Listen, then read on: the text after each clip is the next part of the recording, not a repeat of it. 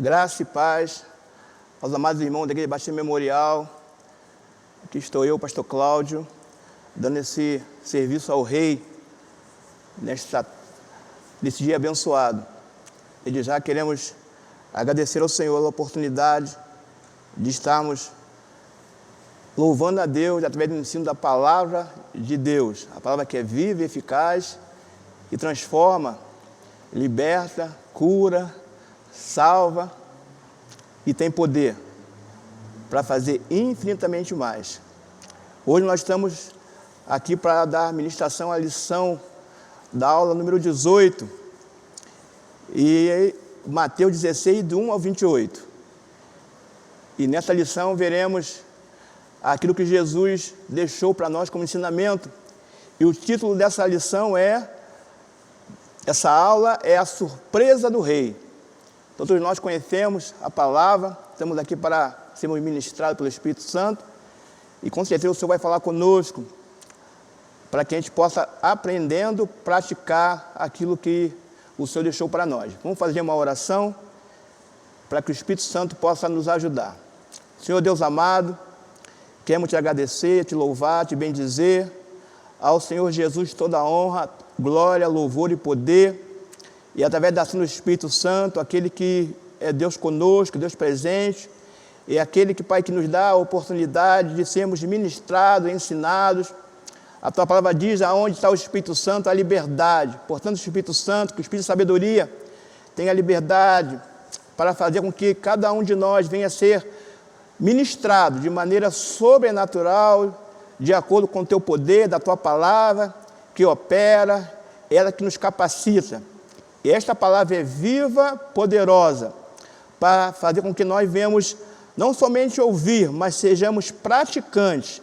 É a nossa oração, porque o Espírito de Deus é que vai ministrar, que vai falar, e é aquele que vai fazer com que cada um de nós sejamos aprendizes e praticantes para uma vida cristã abençoada, poderosa e transformadora, no nome de Jesus. Amém.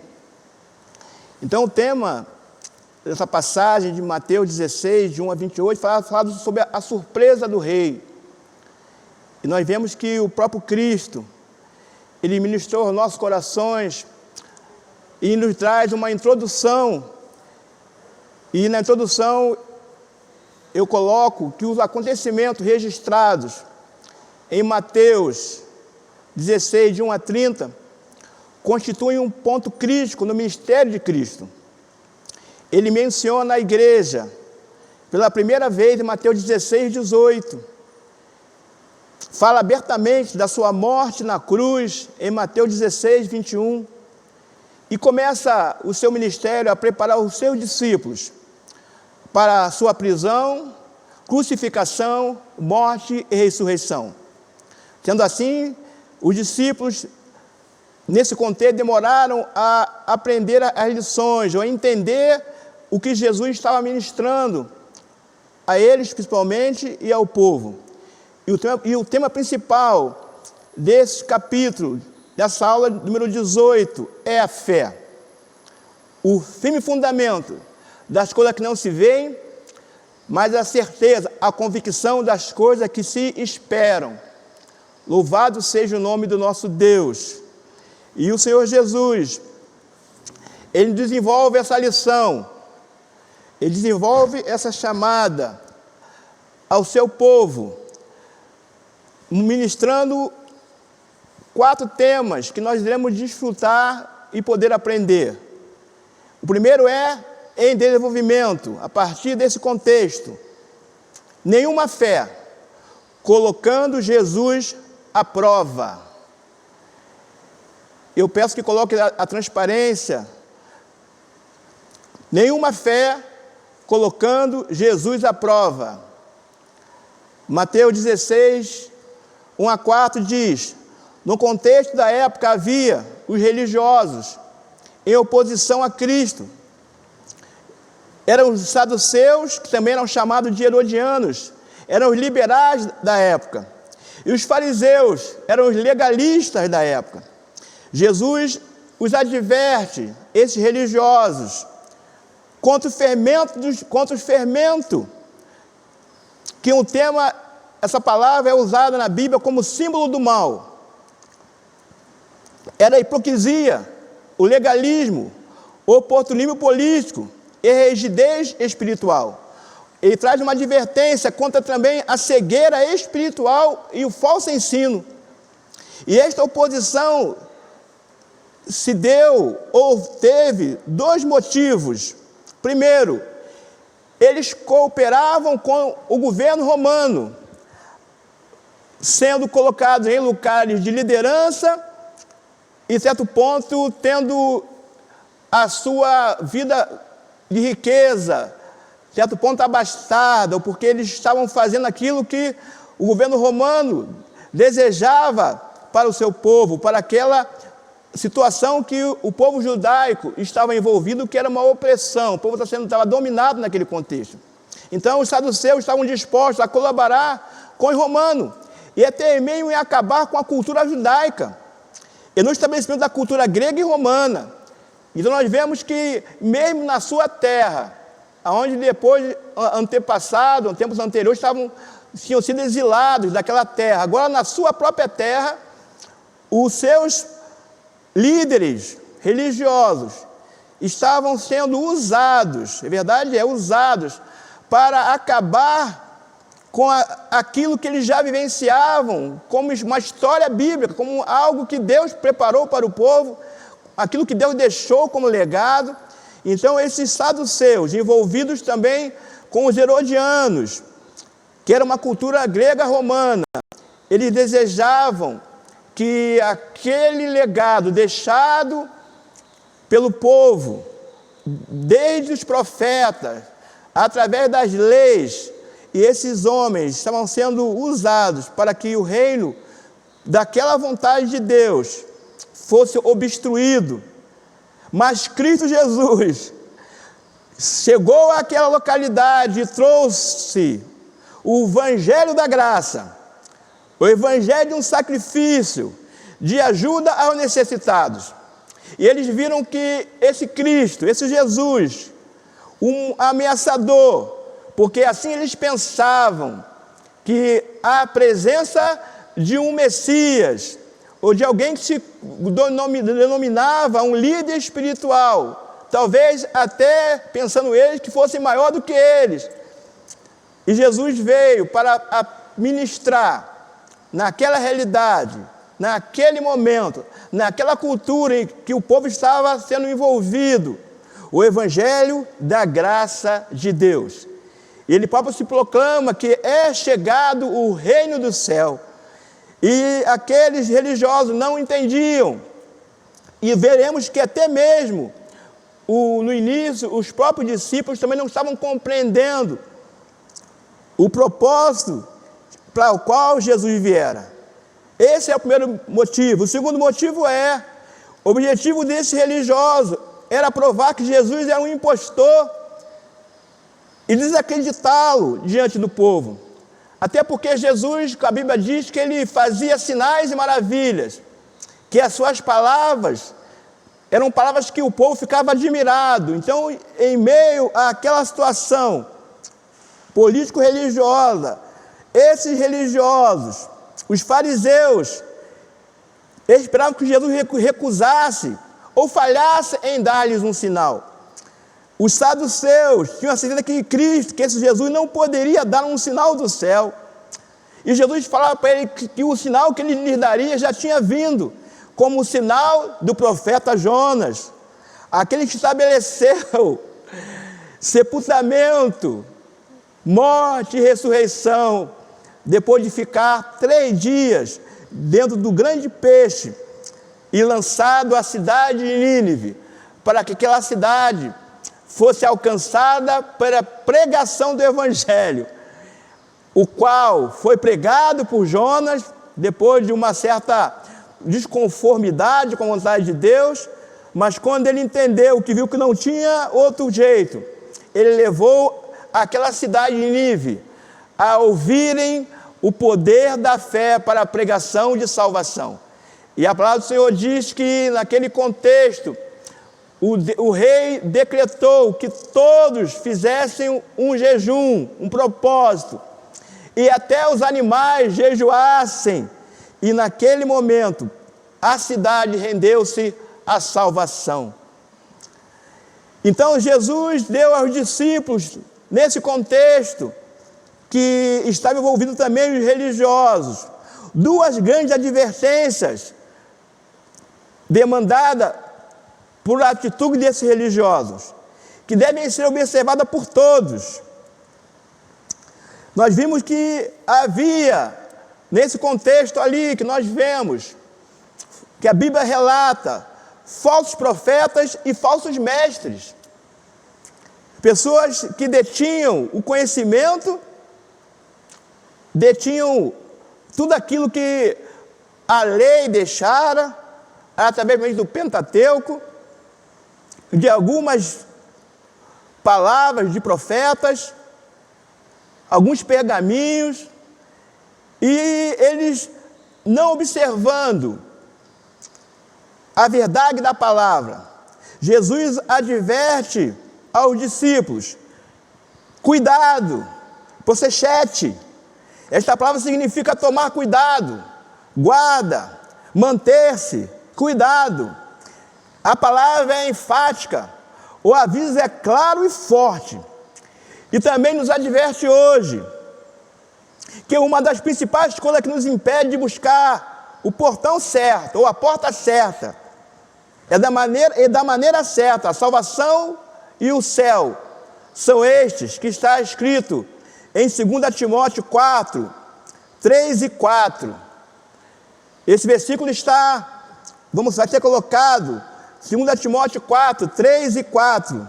Eu vou lê-lo para que a gente possa observar o que Deus quer falar conosco. Em 2 Timóteo 4, 3 e 4, diz assim a palavra: porque virá tempo em que não suportarão a sã doutrina, mas tendo comichão nos ouvidos, amontoarão para si doutores, conforme as suas próprias concupiscências, e desviarão os ouvidos da verdade, voltando-se às fábulas. Então o próprio Cristo e o apóstolo Paulo aqui adverte a Timóteo, e a igreja também é advertida dessa realidade, que pessoas apostatarão da fé, terão comichão nos ouvidos, e deixarão a verdade, e ouvirão aquilo que não é o que o Espírito diz à igreja. Então, os primeiros são os falsos profetas. E a principal característica desses falsos profetas é que eles vêm até vestidos como ovelhas, mas interiormente são lobos devoradores. Os falsos mestres são como lobos. Eles vão fazer o que eles sabem fazer, sem saber o que eles fazem é corrupto e mau, como está em Mateus 7,17. Eles aparecem como ovelhas, mas por consumir todo o possível, a fim de preencher o que quer, condenação ou doutrina, eles têm apetite pessoal. E essa palavra se encontra em 2 Coríntios 11, de 12 a 15. Essa palavra, Paulo nos orienta a gente atentar sobre essa realidade de que esses homens, eles serão usados não por Deus, mas pelo próprio Satanás. Então, o que diz aqui a palavra do Senhor em 2 Coríntios 11, de 12 a 15. Olha o que a palavra diz sobre os falsos profetas, sobre os falsos mestres. Olha o que o Senhor fala conosco: mas do que eu faço, o farei, para cortar ocasião àqueles que buscam ocasião, a fim de que naquilo em que se gloriam sejam achados, assim como nós. Pois tais falsos apóstolos são obreiros fraudulentos, transfigurando-se em apóstolos de Cristo.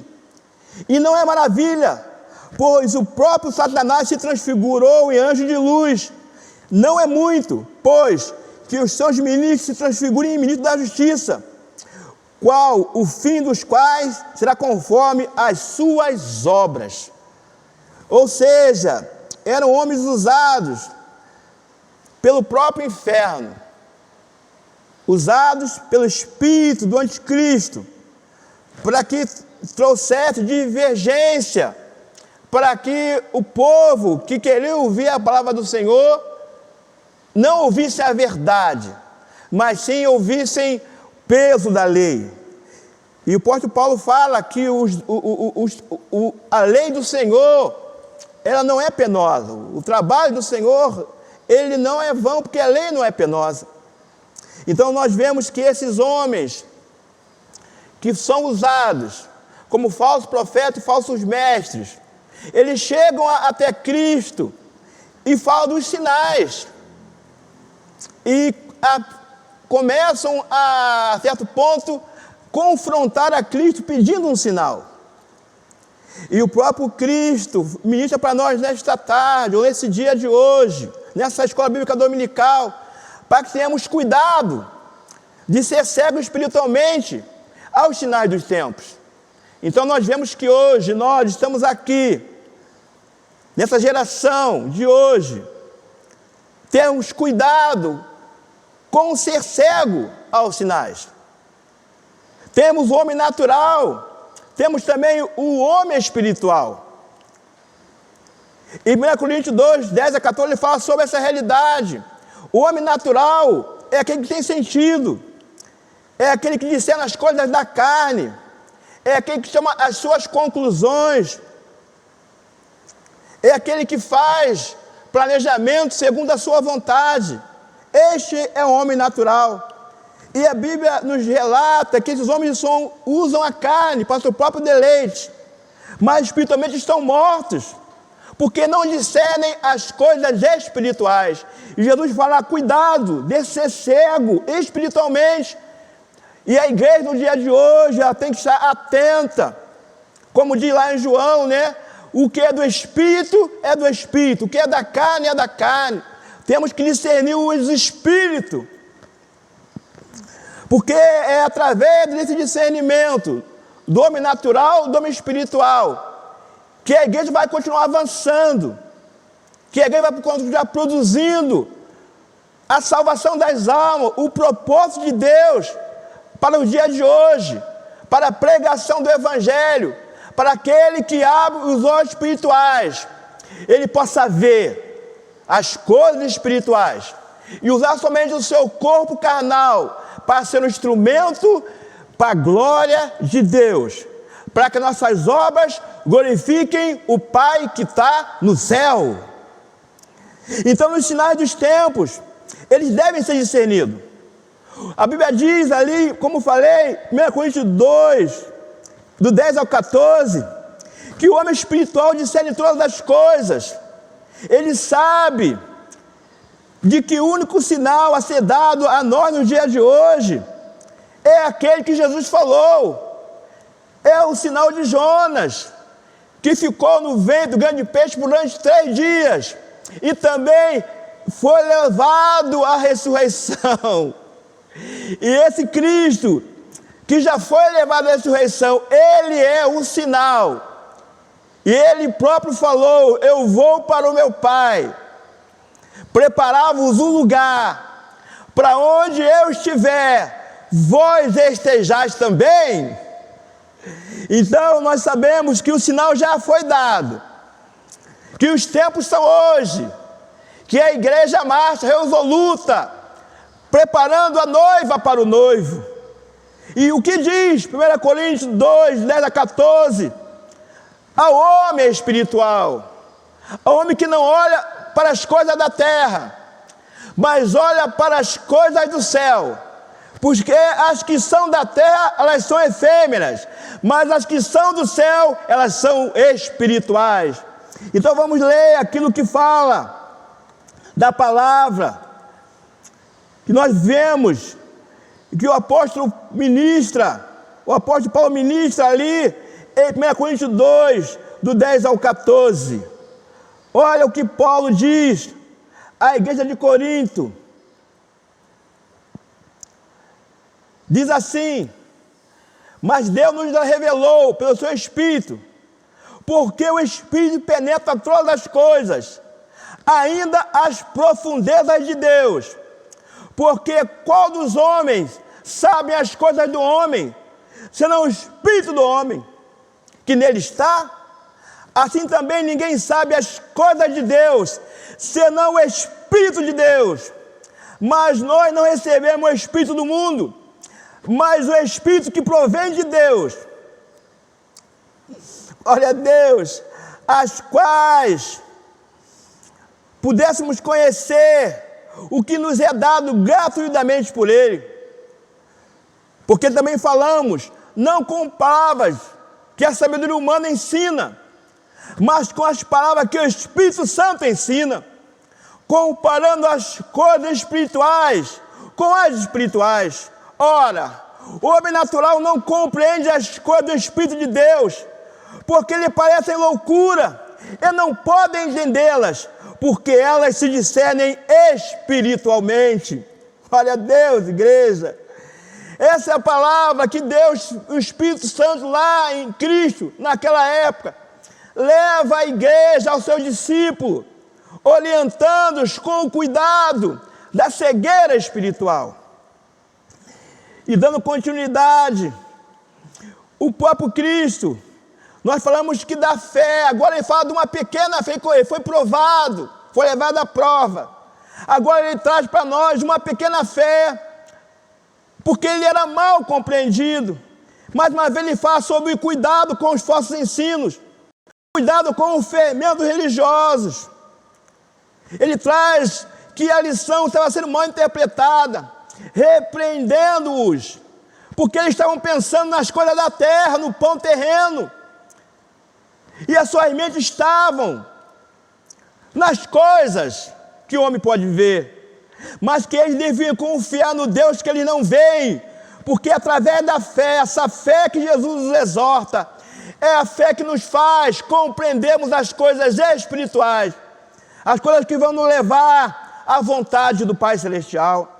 E Ele, o próprio Cristo, nos dá, mesmo sendo mal compreendido, duas grandes lições de vida. A primeira é para confiar nele, porque Ele tem cuidado de nós. Ali em Salmo 115, 12 diz assim: o Senhor vos se lembrou de nós, Ele nos abençoará, Ele abençoará a casa de Israel, abençoará a casa de Arão. E a Bíblia diz que através de Abraão serão abençoadas todas as famílias da terra, que nós não devemos ficar ansiosos e preocupados com as coisas da terra, porque Ele, o Senhor, cuida de nós. Ele traz que nós não nos preocupemos, mas sim com os assuntos espirituais. São os fermentos dos religiosos, são os enganos dos homens carnais. E o ensinamento maior que nós devemos estar atentos, guardando a mente e a alma contra o fermento, contra o falso ensino dos fariseus e dos saduceus, levar os pensamentos nossos em obediência a Cristo, como está em 2 Coríntios 10, de 3 a 5. Vamos ler ali o que já diz 2 Coríntios 10, de 3 a 5. Olha o que a palavra do Senhor diz. 2 Coríntios 10, de 3 a 5. Glorificado seja o nome do Senhor. O Senhor ministra ao nosso coração aquilo que Ele quer e faz a vontade dEle na vida da igreja dEle, ser o principal, ser a vontade do Senhor feita para que Ele seja glorificado. E mais uma vez o Senhor está sendo glorificado, porque a palavra do Senhor, ela fala aos nossos corações aquilo que o Senhor quer e aquilo que o Senhor vai fazer para a glória do seu nome, para que Ele, por Ele, para Ele são feitas todas as coisas. 2 Coríntios, deixa eu achar aqui, igreja, que eu sou aposentado. Pois embora vivamos como homens, não lutamos segundo os padrões deste mundo. As armas com as quais lutamos não são humanas, pelo contrário, são poderosas em Deus para destruir fortaleza, destruir sofismas, argumentos e toda pretensão que se leva contra o conhecimento de Deus. Levamos cativo todo pensamento a torná-lo obediente a Cristo. Glória a Deus. O Senhor nos orienta, nos ensina que a nossa mente seja a mente de Cristo, que os nossos pensamentos sejam, como diz a palavra do Senhor em Filipenses, tudo que é amável, tudo que é puro, tudo que é de boa fama, nisso pensai. Louvado seja o nome do nosso Deus. Cristo, sendo mal compreendido, Ele traz-nos uma lição de uma compreensão verdadeira do Evangelho. Ele fala agora de uma fé salvadora. Cristo ouve a confissão dos discípulos. Ele está em Nazaré, começando o seu ministério, não atendendo às falsas expectativas que esperavam um rei, esperavam uma autoridade que instituísse Roma. Os judeus estavam ali buscando vivenciar uma nova história que estava predita, prometida lá nos profetas, principalmente lá no profeta Elias, que da raiz de Jessé saíram um rebento daquela raiz, que haveria a luz de uma terra enegrecida, e que o João diz que vimos essa luz. Jesus inicia seu ministério e ali buscando uma oportunidade adequada, quando estavam ali para dar pão ao necessitado. Ele olha e pergunta aos discípulos que opiniões o povo em geral tinha dele, e que os discípulos pensavam dele, quem realmente ele era. Todos ali rendidos a maior completa confusão.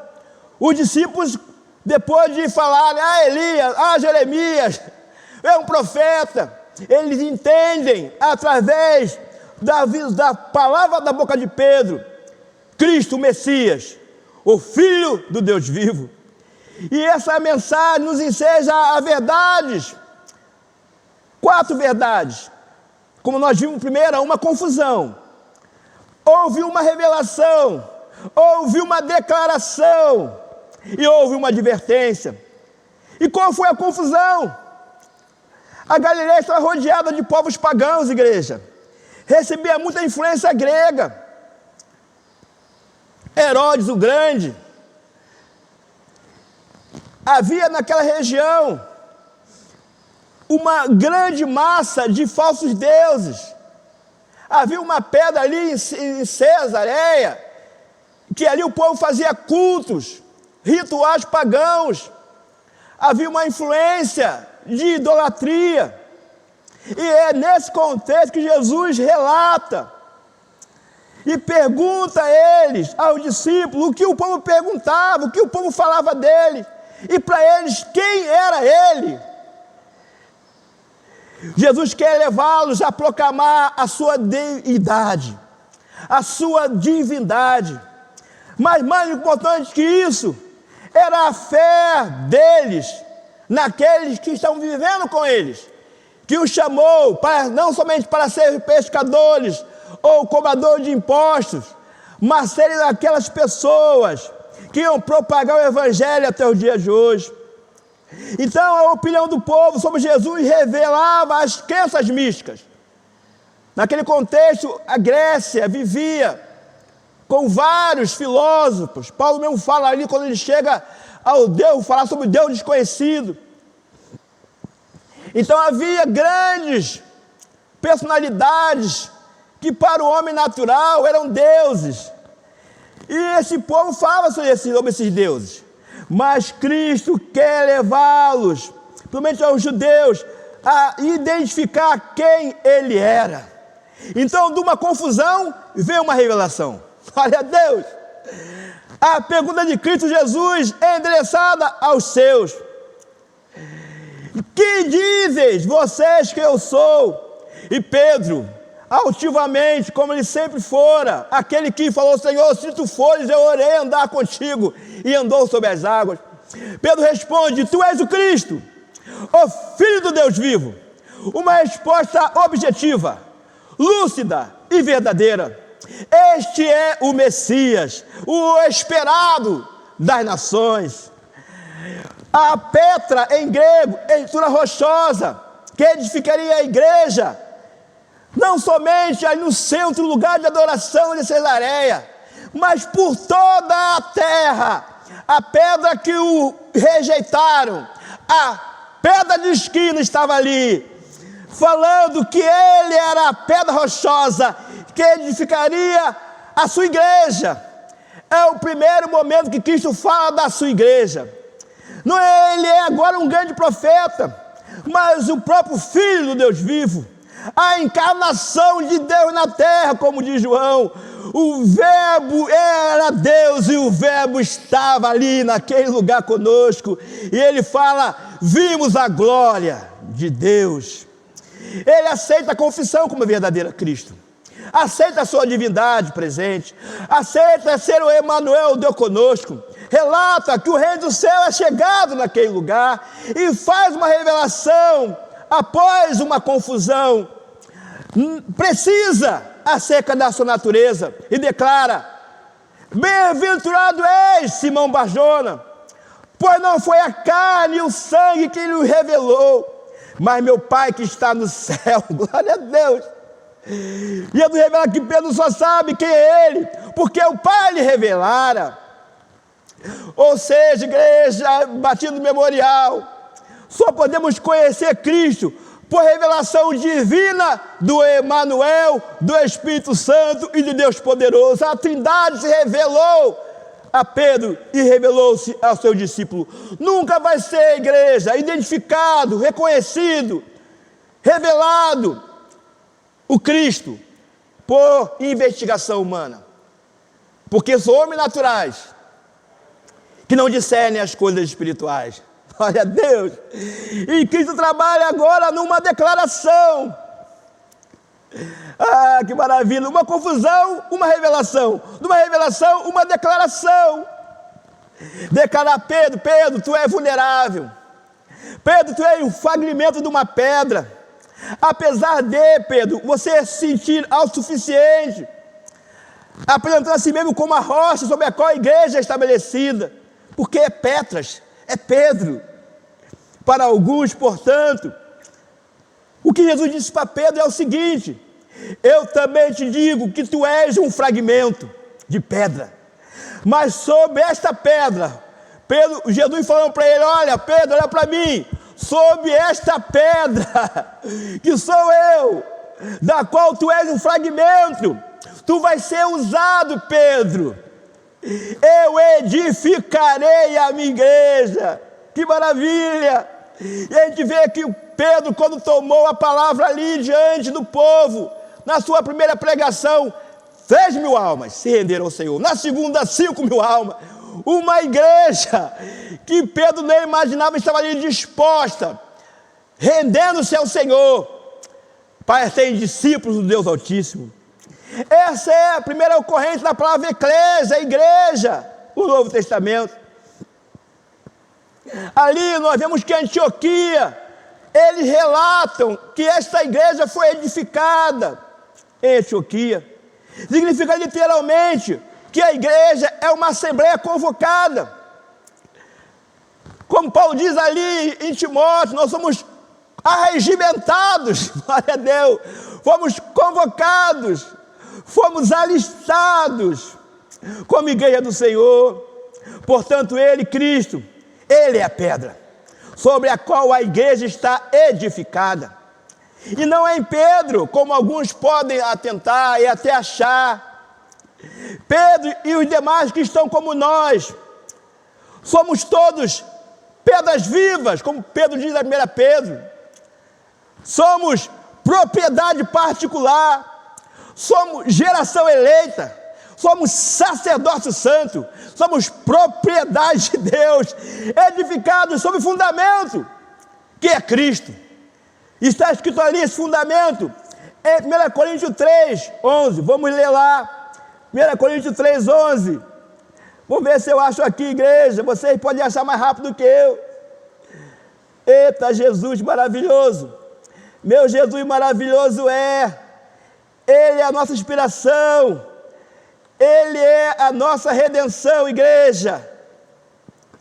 1 Coríntios, vamos achar lá, igreja. Glória a Deus. Olha o que diz aqui, 1 Coríntios 3:11. Olhai, pois, vou repetir, olhai, pois, por vós, e por todo o rebanho sobre o que o Espírito Santo vos constituiu, bispo, para apacentardes a igreja de Deus, que ele resgatou com o seu próprio sangue. Glória a Deus. Vamos ver, igreja. Essa é a palavra que Deus ministra, através do próprio Cristo, a nós, neste dia de escola bíblica dominical, aonde o Senhor ministra aos nossos corações, declara aos nossos corações que Ele é o fundamento, que Ele é a própria igreja na terra. Louvado seja o nome do Senhor. Agora veremos uma fé prestativa, Cristo e seus seguidores, o preço e a glória de ser discípulos de Cristo. Depois que Jesus deixa claro aos seus discípulos os falsos ensinos, o fermento, o símbolo do mal, que dá as lições, que traz o que ele é, a própria igreja fundamentada na sua rocha, que é o próprio ele. Ele passa agora uma nova etapa do seu ensino. Traz aos seus discípulos sua paixão, o preço a ser considerado para aqueles que o seguem. E nessa passagem, ele traz 6 verdades que nós veremos. 6 verdades que o Senhor ministrará no nosso coração neste dia. 6 verdades que devemos observar, um preço a ser considerado. Seguir aqui significa estar preparado para viver, como Paulo diz, as aflições de Cristo. Essas condições só serão dadas através do discipulado, porque o discipulado rompe o homem natural e traz o homem espiritual. Faz com que aquele que não se dispunha a carregar a cruz agora a carregue, para levar, como está Apocalipse, uma coroa de glória. Jesus declara agora que são exigências ao discipulado, que essa proposta é oferecida a todos quantos receberam, dê-los o poder de serem chamados filhos de Deus. Somos adotados pelo poder do Evangelho, somos enxertados na videira verdadeira. Jesus não se dirige somente aos discípulos, mas também à multidão, como diz aqui em Marcos 8. Olha o que diz em Marcos 8, eu acho que eu não tenho aqui, mas eu vou ler aqui na palavra. Marcos 8, se tiver, coloca aí, 8:34.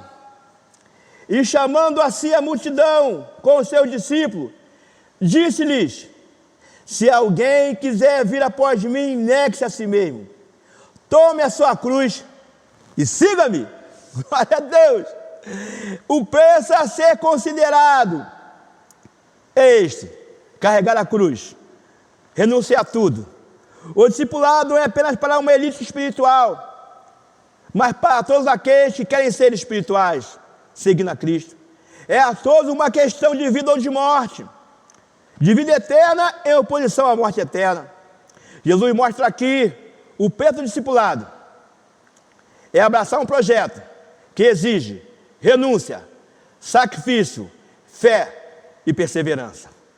Um preço a ser considerado. E também traz para nós, nesse preço, um paradoxo que o homem natural, que o mundo que não conhece a Deus não entende. Cristo oferece a cruz, mas tem um paradoxo nessa doação, nessa graça revelada, nesse prêmio para a soberana vocação. Como uma pessoa pode ganhar a vida? Que paradoxo é esse? E perder ao mesmo tempo essa vida? Como pode? Em primeiro lugar, como pode perder a vida? Ou como pode ganhar a vida e perdê-la? Em primeiro lugar, quando buscamos a felicidade sem Deus. O salmista diz: feliz a nação cujo Deus é o Senhor. Glória a Deus! Que maravilha, igreja! Feliz é o homem que anda nos mandamentos do Senhor, diz o salmista. Feliz será e tudo irá bem. Em segundo lugar, ganhar a vida, ao mesmo tempo perdê-la, quando busca salvação fora de Cristo. A palavra de Deus diz que não há outra salvação que não seja em Deus. Há muitos caminhos que nos conduzem à religião, mas um só caminho nos conduz a Deus, aos homens. Muitos caminhos são bons, mas o caminho é de morte. Jesus falou: eu sou o caminho, fora de mim não há Salvador, eu sou a ressurreição e a vida. Podemos perder a vida como vivemos na prática do pecado, negligenciando os meios da graça, que tendo um coração incrédulo, a não receber o Evangelho em seu coração. Como podemos ganhar a vida e ao mesmo tempo perdê-la? Em terceiro lugar, quando buscamos realização em coisas materiais.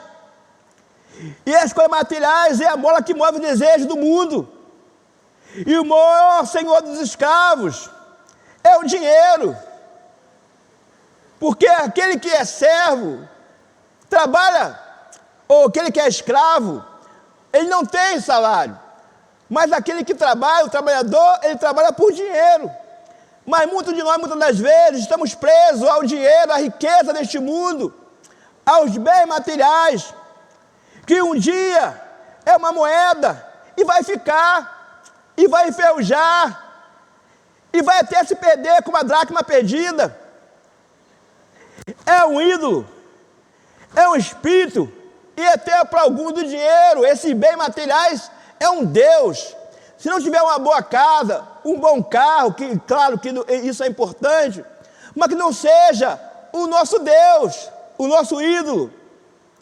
Então, essas pessoas podem ganhar a vida, podem ter felicidade sem Deus, podem ter salvação numa insegurança, porque o pecado de perto nos rodeia, e essa insegurança vai ser fadada ao insucesso do pecado, pelo pecado.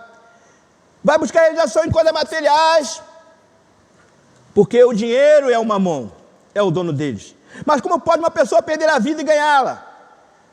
Em meu lugar, renunciando aos prazeres desta vida, para receber a bem-aventurança eterna. Glória a Deus! Ganhar o mundo e perder a alma é loucura, igreja. Que louco! Jesus fala: louco é você. Se pedir a tua alma hoje. Em segundo lugar, quando renuncia às riquezas deste mundo para obter uma herança eterna, um galardão, uma recompensa, uma coroa de glória, que traz segurança de que, ainda que esteja morto, viverá. No tocar da trombeta, seremos arrebatados. Se estivermos mortos, mas se estivermos vivos, seremos arrebatados com Ele. A igreja vai ter a vida ganha. Em terceiro lugar, quando renunciamos à ilusão que se vê, para receber aquilo que é real, mas que não se pode ver, porque o que se vê é efêmero, mas o que não se vê é eterno. O que se vê perece, mas o que se não vê dura para sempre. A nossa herança está eternamente segura. O nosso tesouro não vai ser roubado, porque onde tiver o vosso tesouro, e aí está o vosso coração, e o nosso coração está no Senhor. Glória a Deus! É um paradoxo que nós compreendemos, que o melhor lugar para estar é no centro da vontade de Deus. Uma avaliação a ser observada. Jesus conclama ao tipo a fazer uma avaliação. Podemos ganhar o mundo inteiro, mas vamos perder, como nós vimos, a nossa alma. Nenhuma vantagem terrena e temporal é compensada pela perda da alma. temos que avaliar. 3 fatos devemos destacar sobre essa avaliação a ser observada. Em primeiro lugar, o dinheiro não pode comprar a bem-aventurança, como nós falamos. Não podemos transigir com os esforços de Deus, com a vontade de Deus. Não podemos vender a nossa consciência, vender a nossa alma, por causa de riquezas. É uma grande tolice. O que importa é como perecerá aos olhos de Deus, ou seja, como parecerá aos olhos de Deus a nossa vida. No balanço, no dia do juízo. Até porque depois de tudo que Deus fez de nós, ou ouviu de nós, ou relatou através de nós, que é o nosso auditor, prestaremos conta. Em segundo lugar, a salvação da alma vale mais do que riqueza, igreja. É melhor ser salvo do que ser rico.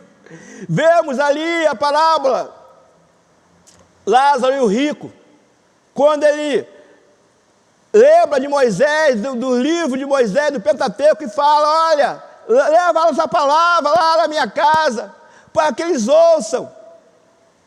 Porque aquele que estava ali, no lago do enxofre, ali na tribulação da perda da herança eterna, queria somente uma pontinha de dedo para ter um refrigério na sua alma. Então nós vemos que o túmulo não vai levar a nossa salvação. A nossa salvação ela é ganha aqui nessa terra. Ele chamou de louco o homem que negligencia a salvação da sua alma e confia nos bens materiais. Em terceiro lugar, a perda da alma é uma perda irreparável. O rico falou que ele não podia mais transpor para onde estava o seio de Abraão, onde estava aquele humilde. Dinheiro se ganha, igreja, e também se perde.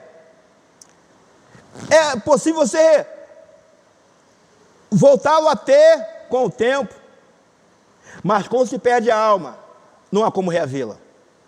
É impossível mudar o destino eterno de uma pessoa após a sua morte. Uma avaliação a ser observada: é impossível mudar o destino eterno de uma pessoa após a sua morte. Fiquemos atentos. EBD é ensinamento. A palavra de Deus se cumpre.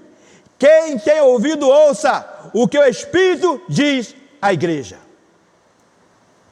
Agora, uma recompensa a ser considerada. Qual a recompensa? Que maravilha, igreja! A recompensa não é aquela que acumulamos na terra, mas aquela que Jesus estará consigo quando vier buscar a sua igreja em glória.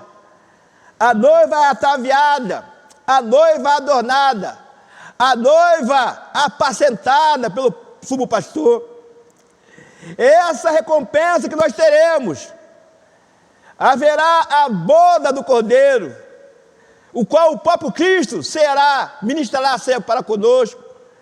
Haverá aquilo que nós sabemos que nós receberemos do Senhor, cada um na sua medida, o galardão celestial. Aquilo que o Senhor já tem preparado para cada um de nós, segundo aquilo que Ele propôs, para aquilo que nós desejamos fazer em obediência. Porque renunciamos os prazeres desta vida para obter essa feliz, mais do que feliz a aventurança eterna, que retribuirá a nós com segurança. Porque não aproveitamos os prazeres deste mundo, porque entendemos que o que está por vir é melhor. Sabemos nós que a vida que nos está reservada é uma vida eterna com Deus. Poderemos vivenciar ali o que o Senhor tem preparado de melhor para nós. A Bíblia diz que nem ouvidos ouviram, nem olhos viram, nem penetrou no coração humano aquilo que Deus tem preparado para aqueles que o amam. Glória a Deus. É glória, igreja. Essa recompensa é uma recompensa de glória, é uma coroa de glória. Nós vamos dar hosana, vamos glorificar, como está ali os 24 anciãos prostrados, dizendo: Santo, Santo, Santo, Santo, Santo é o Senhor dos exércitos. O veremos como Ele é, igreja. Que maravilha, que recompensa! Lembre-se disso, a recompensa a ser considerada. Apocalipse diz que nós o veremos como ele é. Viu o pastor Fábio falando? No seu cabelo como alvo, como está em Apocalipse, mais alvo que a neve. Os seus olhos como chama de fogo. Nas suas costas escrito o Rei dos Reis, o Senhor dos Senhores.